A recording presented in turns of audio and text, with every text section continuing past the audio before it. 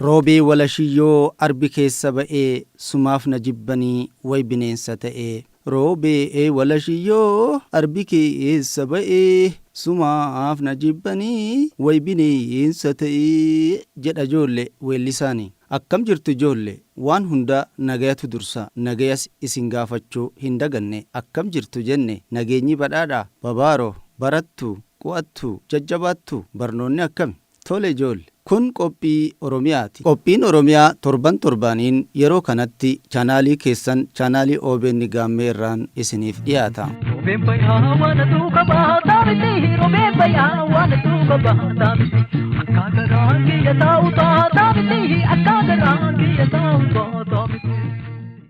Qophii Oromiyaa tibba darbe waa'ee hawwattummaa paarkii gaarreen Baalee fi akkasumas fincaa'aa leemmanii isiniif dhiyeessinirraa waa hedduu barattaniirtu jenneet abdanna.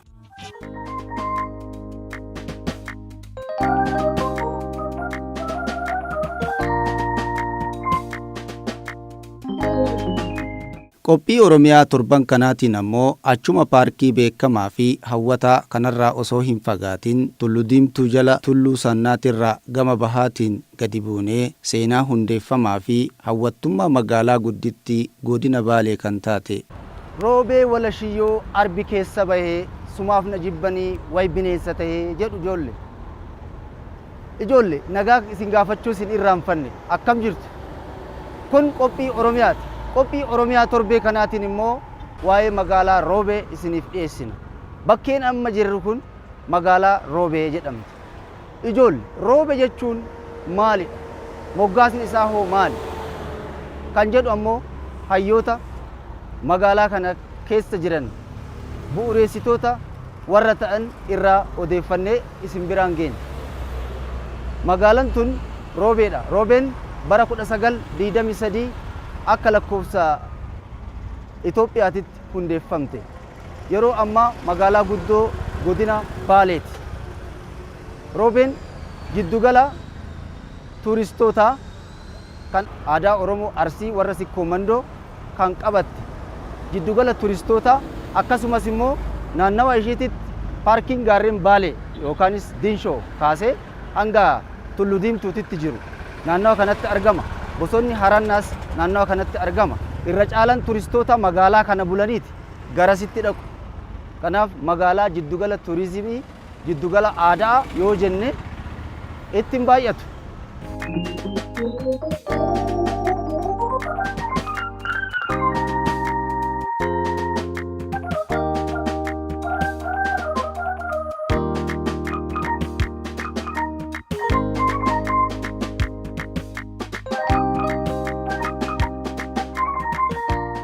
Ijoollee magaalaa Roobee magaalaa guddoo godina Baalee ta'uu ishee ni beektu miti? Tolemee seenaa magaalaa Roobee ni beektu? Bara kam hundeeffamte? Maaliif Roobee akka jedhamtee fi maaliin akka beekamtu? Akkasumas ammoo amma sadarkaa guddina ishiin irra jirtu maal fakkaata kan jedhu isiniif dhiyeessina. Kanaafi kan kana fakkaatan irratti xiyyeeffachuudhaan qophii isin biraan geennu irratti xiyyeeffadhaa hordofaa jenna.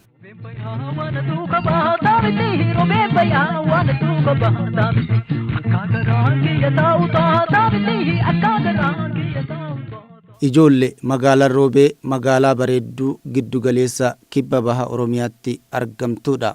Barri hundeeffama ishii mana qopheessaa argachuun seera qabeessummaa kan argatte akka lakkoofsa Itoophiyaa bara 1923 yoo taatu, hundeeffamuun magaalattii ammoo bara 1923 haa jedhamu malee akka lafa gabaatti tajaajilaa kan turte dhuma jaarraa 18ffaa keessa jedhama. Yeroo magaalaa taatee hundeeffamtus ganda muraasa manneen muraasni keessa jiraniin lafa gabaa taatee hawaasa walitti fiduudhaan jiddugala walitti dhufeenya daldalaa taatee tajaajilaa turte. Maqaan ishii yeroo sanaa ganda Roobee Walashee jedhamaa ture.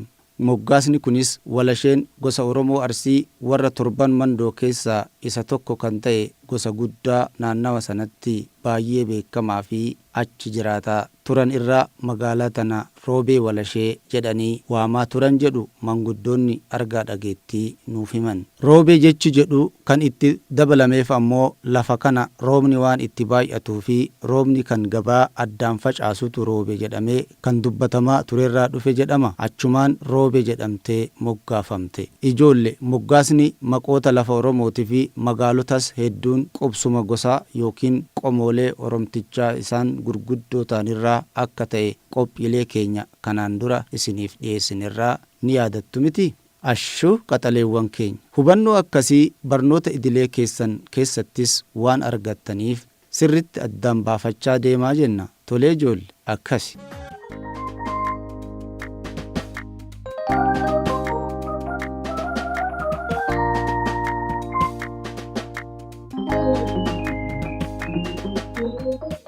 Ijoolle seenaa hundeeffamaa fi hawwattummaa magaalaa Roobee kana irratti hayyuu argaa dhageettii fi jiraataan magaalaa Roobee Haaji Qaasim waan isinitti himan qabu sirritti hordofame. Ijoolle akkam jirtu nagumaami guddadhaa dagaagaa ijaaramaa warra biyya dhaalu warra biyyaaf ta'u rabbi isin haa taasisu barakaa rabbi isinitti haa godhu. Ani Haaji Qaasim Usmaan jedhama jiraataa magaalaa Roobeeti.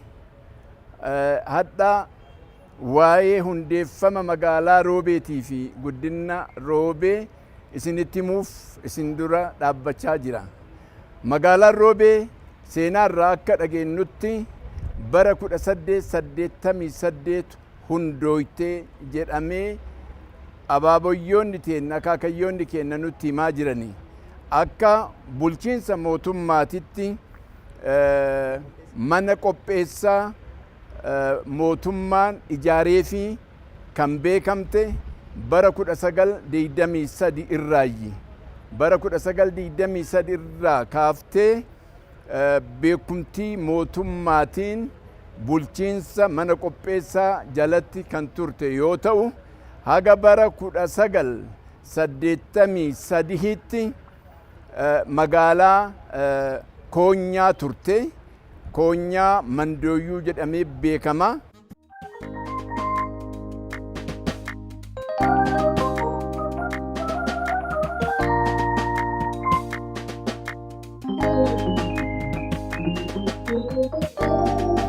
Magaalaan Roobee jedhamtee kan moggaafamte lafa toltuu, badhaatuu, ananiituu, diriirtuu ta'uu irraa kaka'ee fi gaafa magaalaan tuni dhaabbattu roobni guddaan tokko roobee argamnaan roobee jedhanii akka moggaafamte abbootii keenyarraa akaakayyoota keenyarraa kan dhageenyeedha.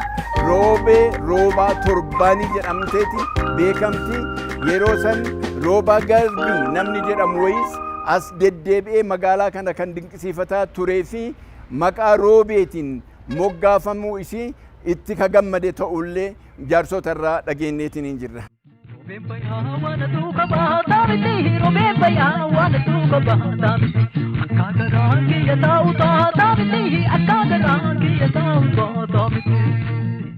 Magaalaa Godinaatii jedhamtee beekumtii ka argatte bara 1983 booda. Magaalaan tuni yennaa dargii sanitti ganda duwwaa tokkootii fi duwwaa lamaa jedhamtee beekamaa turte. Bulchiinsa mana qopheessaa tokko jalatti ganda lamaan ka bulaa turte yoo ta'u bara 83 booda manni barumsaa babal'ataa dhufe. Yeroo ammaa kana akkuma beekamu mana barumsaa hedduu sadarkaa lammaffaatii fi sadarkaa tokkoffaa jedhamanii magaalaa kana marsanii jirantu jira.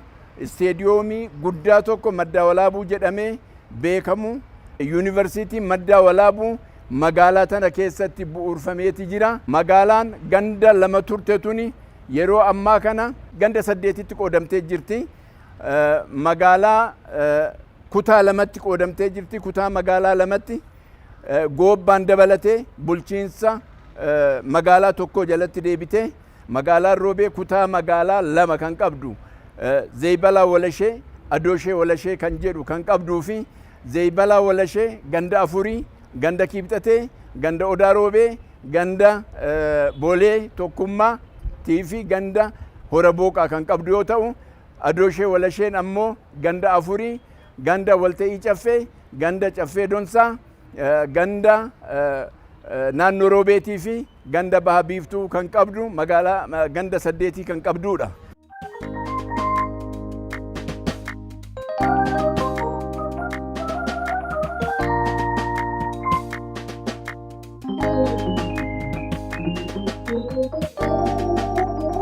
Magaalaan Roobee yeroo ammaa magaalaa guddoo godina Baaleeti. Handhuura Oromiyaa fi magaalaa guddoo biyyattii Finfinneerraa gara kibba bahaatitti fageenya kiiloomeetira 430 irratti argamti. Magaalaan Roobee ol ka'iinsa teessuma lafaa meetira 2492 ta'uu qabdi. Argama astiroonomiitiin sarara gadee digirii 7 fi daqiiqaa 7 kaabaa fi digirii 40 gara bahaatitti argamti. Ijoollee magaalaan Roobee godina Baalee ganda Walashee bakka Saamayyee jedhamu kanatti kan hundeeffamte yoo taatu seenaa keessatti namni Tiksee jedhamu magaalaan tun magaalaa sadarkeeffamtee fi seera qabeessa akka taatu kan ifaaje jedhama. Magaalaan Roobee yeroo ammaa gandoota aanaa Sinaanaa fi aanaa Gobbaatiin daangeffamtee kan argamtudha. Bulchiinsa kutaawwan magaalaatti qoqqoodame kan qabduu fi baay'inni uummata ishee yeroo ammaatis gara 66,000 olitti tilmaamama. Irra caalaan jiraattota magaalaa Roobee hojii daldalaa gosa garaagaraa irratti kan bobba'anii fi hawaasa hojiilee mootummaa fi hojiilee dhuunfaatiin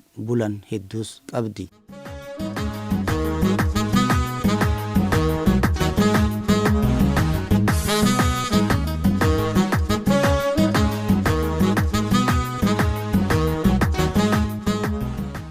Ijoollee magaalaan Roobee magaalaa nagaa fi gola tuuristootaa jedhamtees beekamti. Sababiin isaatis naannawa magaalaa Roobeetti hawwanni turizimii akka biyyattiitii fi akka addunyaatitti beekaman kanneen akka paarkii gaarreen Baalee, Tulluu Diimtuu, Bosona Harannaa fi Pilaatoon Saannaatee dhiyeenya magaalattiitti waan argamaniif turistoonni magaalaa tana keessa bulanii itti hara galfachaa keessa bashannanaa waan dabarsaniifidha. Turistoota gara iddoowwan hawwata turizimii godinichaatti imalan hundaaf mijooftuu fi jiddugaleettiidha. Siidaan gooticha Oromoo Jeneraal Waaqoo Guutuutis yeroo ammaa hawwattummaa magaalaa Roobee hedduu ol guddiseera.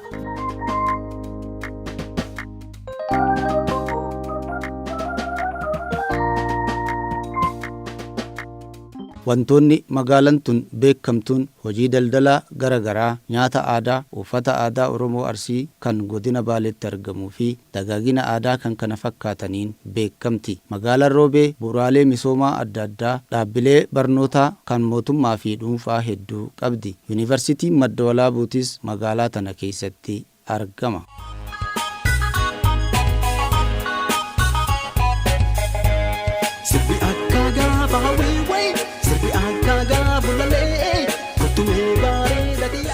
Ijoollee qophii Oromiyaa har'aatiin magaalaa Roobee magaalaa guddittii godina Baaleetiin wal bartan jenneet yaanna. Waa'ee magaalaa Roobee gabaabinaan kan qindeeffanne xumurre. Ani Usmaan Qumbiiti. Qophiilee OBN gaammee hafan daawwadhaa jechaa torban qophii Oromiyaa mata duree biraa hanga isiniif dhiyeessinutti nagayatti jenna. Arsii Baalee warra siikoo fi mandooti kabulaalaa fi wajaalee murkaa sabaa madda uumaa Oromoolee.